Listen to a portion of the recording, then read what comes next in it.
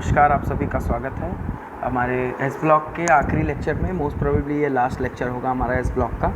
ठीक है, यहाँ पे हम लोगों ने लास्ट टाइम पे नाइट्रेट्स के बारे में बात कर लिया था दोस्तों। आज मैं आपको कुछ और एक्स्ट्रा पॉइंट बताऊँगा यहाँ पे कि जो जितने नाइट्रेट्स होते हैं दोस्तों,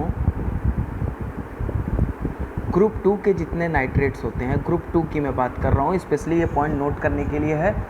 आप लोगों को ज़्यादा फ़र्क नहीं पड़ता इन सब चीज़ों से कि कहाँ पे कॉन्सेप्ट है, कहाँ पे क्या है, लेकिन मेरा फ़र्ज़ है, मैं आपको बता दे रहा हूँ क्योंकि एग्ज़ाम में सीधे इससे बीएचयू एंट्रेंस में सीधे इससे क्वेश्चन आता है। तो जो नाइट्रेट्स होते हैं दोस्तों, वो ग्रुप 2 के नाइट्रेट्स। अब ऐसा इसलिए होता है क्योंकि जो ग्रुप 2 के आयंस होते हैं, ग्रुप 2 के आयंस होते हैं, उनका चार्ज जो होता है वो ज़्यादा होता है। जाहिर सी बात है, +2 चार्ज होता है और साथ में +2 चार्ज होने के साथ साथ उनका जो साइज होता है वो बहुत छोटा होता है, जिसकी वजह से उसके जितने आयनिक कंपाउंड होते हैं, उनके जितने आयनिक कंपाउंड होते हैं, आपने देखा होगा स्टार्टिंग से हैलाइड से लेके जितने भी आयनिक कंपाउंड होते हैं दोस्तों, वो ज़्यादातर आयनिक कंपाउंड जो होते हैं वो कैसे होते हैं, हाइड्रेटेड इन नेचर होते हैं। यानी कि उसमें वाटर मॉलिक्यूल उन आयंस के साथ साथ मौजूद होता है। जैसे कि मान लीजिए मैं बात कर रहा हूँ CaCl2 की। CaCl2 क्या है?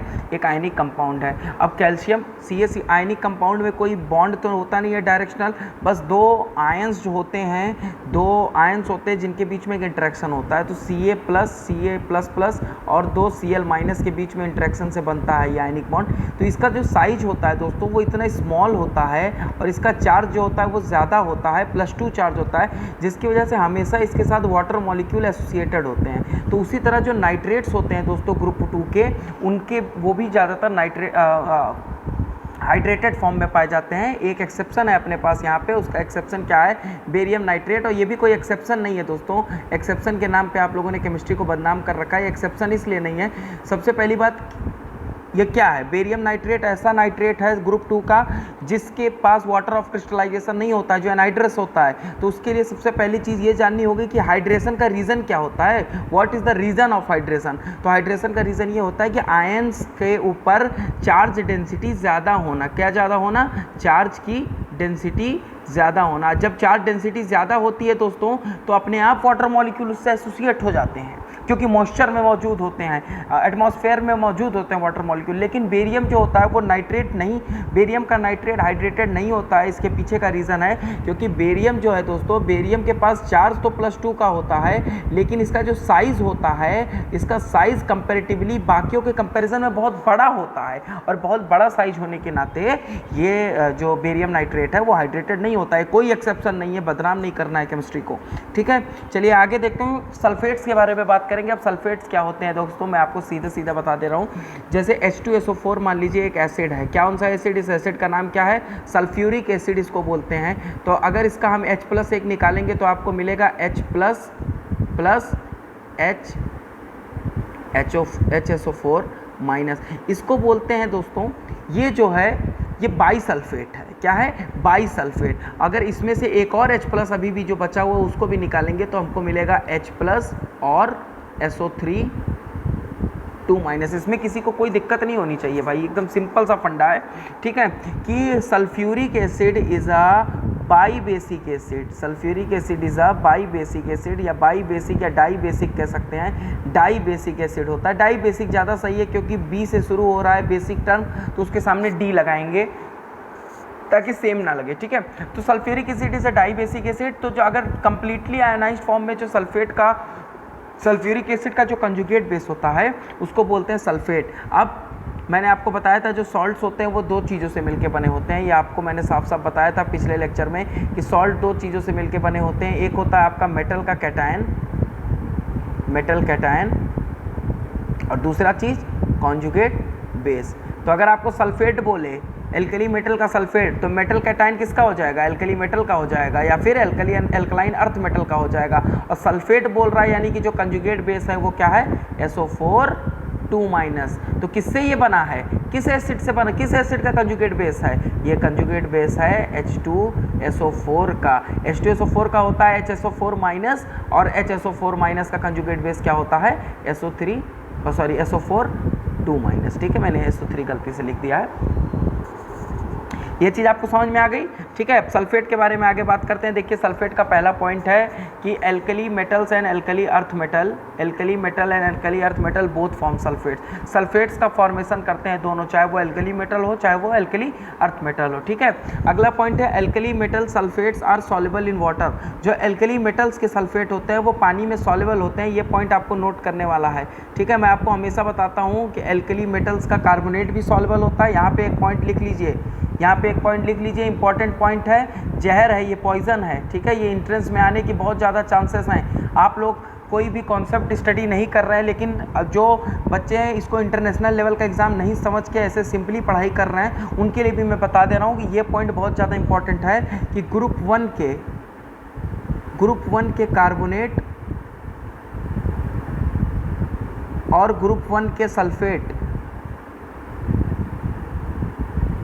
दोनों क्या होते हैं, पानी में सॉल्युबल होते हैं। अब ये देखिए, जैसे ये आईटी का नोट्स है मैं जिससे आपको पढ़ा रहा हूँ, इसमें जो चीज़ें आपके लिए इंपॉर्टेंट है मैं वही चीज़ मैं आपके सामने रखूँगा, ठीक है। चलिए अगला पॉइंट देखते हैं। बिकॉज देखिए इसका जो सॉल्युबिलिटी होता है सल्फेट का, वो ऊपर से नीचे आने में डिक्रीज़ करता है। ये पॉइंट यहाँ पे नहीं लिखा है, आप लिख लीजिए। सॉल्युबिलिटी जो होता है सल्फेट का वो ग्रुप 1 में ऊपर से नीचे आने पे डिक्रीज़ करता है। क्यों? क्योंकि ऊपर से जब हम नीचे आते हैं तो हाइड्रेशन एनर्जी में जो डिक्रीज़ होता है वो लैटिस एनर्जी के डिक्रीज़ से ज़्यादा होता है। ये इंपॉर्टेंट पॉइंट है, नोट कर लीजिए दोस्तों। ऊपर से नीचे आने पर सॉल्युबिलिटी इसलिए घटती है क्योंकि जब हम ऊपर से नीचे आते हैं तो हाइड्रेशन एनर्जी में जो गिरावट होती है वो ज़्यादा होती है, और लैटिस एनर्जी में जो गिरावट होती है वो क्या होती है, कम होती है। सिंपल सा है, ठीक है।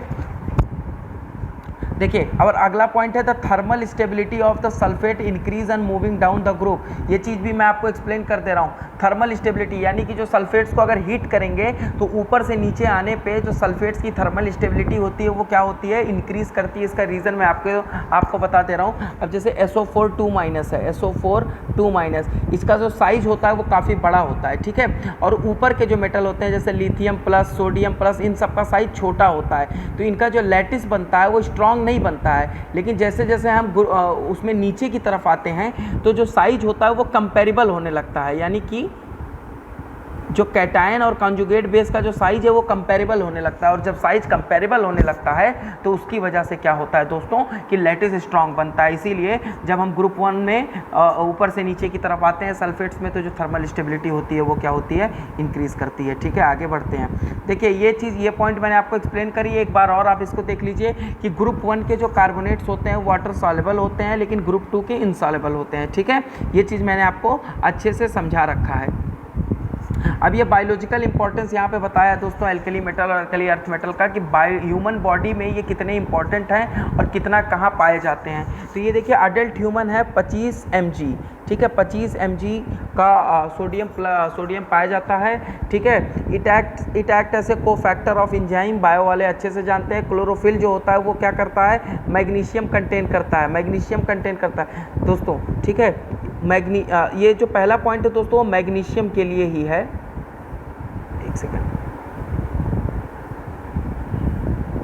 ठीक है। जो पहला पॉइंट है वो मैग्नीशियम के लिए, जो बॉडी में मैग्नीशियम यहाँ 25 ग्राम लिखा है, इन्होंने गलत लिखा है 25 ग्राम, जो सॉरी ये जो यहाँ पे मैंने इसको सोडियम का बता दिया था। तो मैग्नीशियम जो होता है दोस्तों वो बॉडी में 25 ग्राम के आसपास पूरे होल बॉडी में पाया जाता है। और जो क्लोरोफिल होता है उसके सेंटर में भी मैग्नीशियम पाया जाता है। Calcium is the most abundance in the group 2। अब बात करते हैं ग्रुप 2 में एबंडेंस की, यानी कि नेचर में सबसे ज़्यादा क्या पाया जाता है। तो दोस्तों नेचर में सबसे ज़्यादा ग्रुप 2 के एलिमेंट्स में कैल्शियम पाया जाता है। ये सब पूरा रीड करने वाली चीज़ें, इसमें कुछ समझाना नहीं है, सब फैक्चुअल है। इसका आप स्क्रीनशॉट लेके पढ़ सकते हैं, ठीक है। चलिए हम लोग anomalous properties of lithium and diagonal relationship with magnesium. अब लिथियम जो होता है, लिथियम की कुछ जो प्रॉपर्टीज़ होती हैं दोस्तों, अब हम लोगों ने देखा होगा, चाहे हमने देखा होगा लिथियम नाइट्रेट को हीट करने पे जो प्रोडक्ट बनता है वो ग्रुप 2 की तरह होता है, ना कि ग्रुप 1 की तरह होता है। और लिथियम के जो हैलाइड्स होते हैं दोस्तों वो हाइड्रेटेड होते हैं। लिथियम के हैलाइड क्या होते हैं, हाइड्रेटेड होते हैं। वहीं ग्रुप 2 के हैलाइड्स हाइड्रेटेड नहीं होते थे। ये जो थोड़ा रिसेम्बलेंस इसका रहता है दोस्तों वो ग्रुप 2 की तरह रहता है लिथियम के, ग्रुप 1 से थोड़ा सा अलग होता है इसका प्रॉपर्टी, और क्यों होता है इसके बारे में हम लोग डिस्कस करेंगे। तो चलिए शुरू करते हैं। देखिए लिथियम जो होता है वो हार्डर होता है, मैग्नीशियम की तरह हार्डर होता है, लेकिन जो बाकी के एल्कली मेटल्स होते हैं वो सॉफ्ट होते हैं, ठीक है।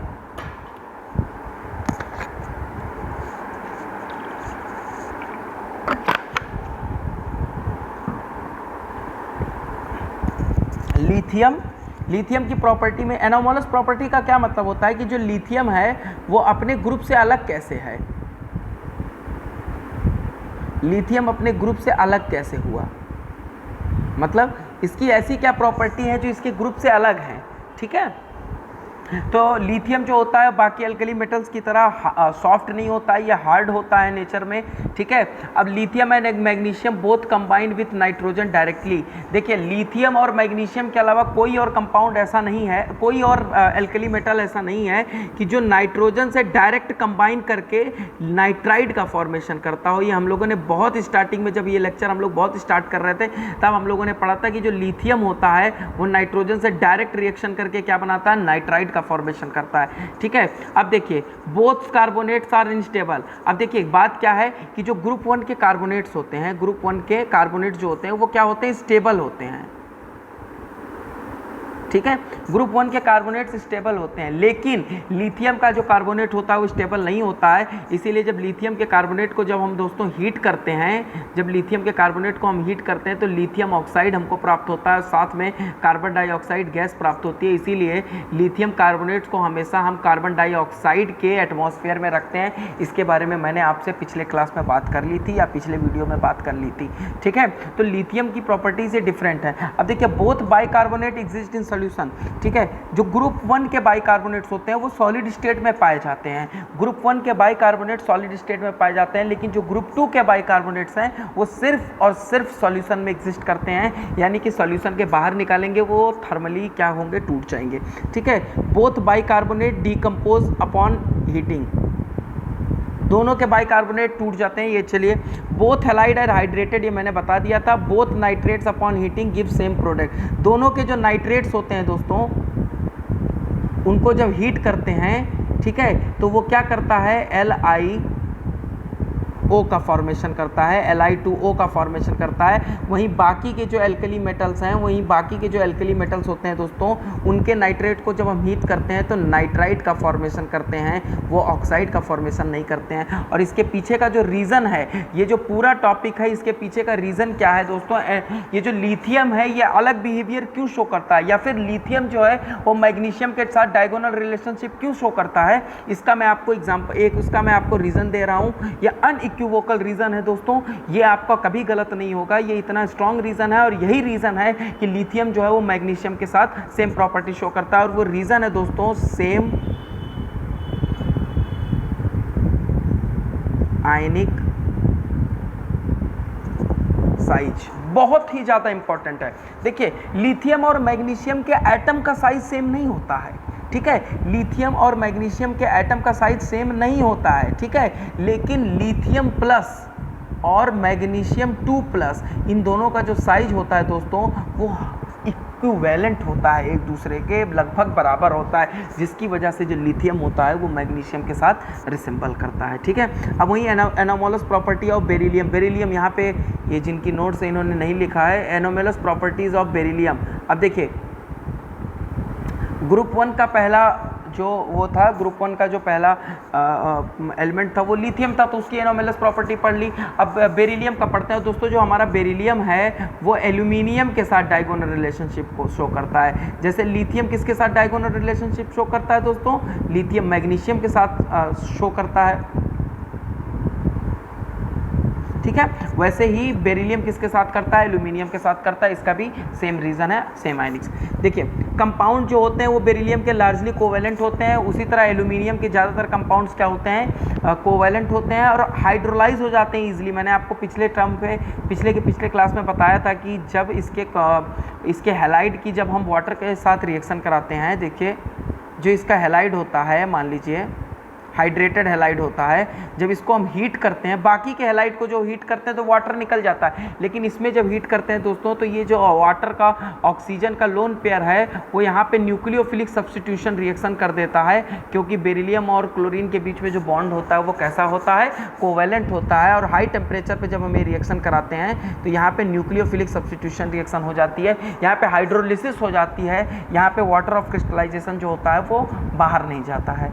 ठीक है, ये सब पॉइंट हो गए दोस्तों, ये सब पॉइंट आप लोग देख लीजिएगा। अब देखिए वॉशिंग सोडा के बारे में दिया है, कुछ इंपॉर्टेंट केमिकल्स के बारे में हमको पढ़ना होता है। तो वॉशिंग सोडा के बारे में हम देख सकते हैं दोस्तों, प्रिपरेशन सॉल्वेट प्रोसेस से इसको बनाते हैं। इसमें अमोनिया और कार्बन डाइऑक्साइड और H2O का ये पूरा रिएक्शन दोस्तों आपके सामने है। इसमें कुछ ऐसा कुछ समझाने वाला नहीं है, कोई कॉन्सेप्ट नहीं है। तो जितने कॉन्सेप्ट थे दोस्तों वो मैं आपको दे चुका हूँ। एक बार मैं ये नोट्स आपके सामने स्लाइड कर देता हूँ ताकि आप इसको अच्छे से समझ लें या इसका स्क्रीनशॉट ले लें, ताकि आपको पढ़ने के टाइम पे दिक्कत ना हो, क्योंकि इसमें अब कोई कॉन्सेप्ट नहीं है समझाने का। जितना कॉन्सेप्ट था वो मैंने स्टार्टिंग में समझा दिया, ये सारी सिर्फ रिएक्शंस हैं। ठीक है,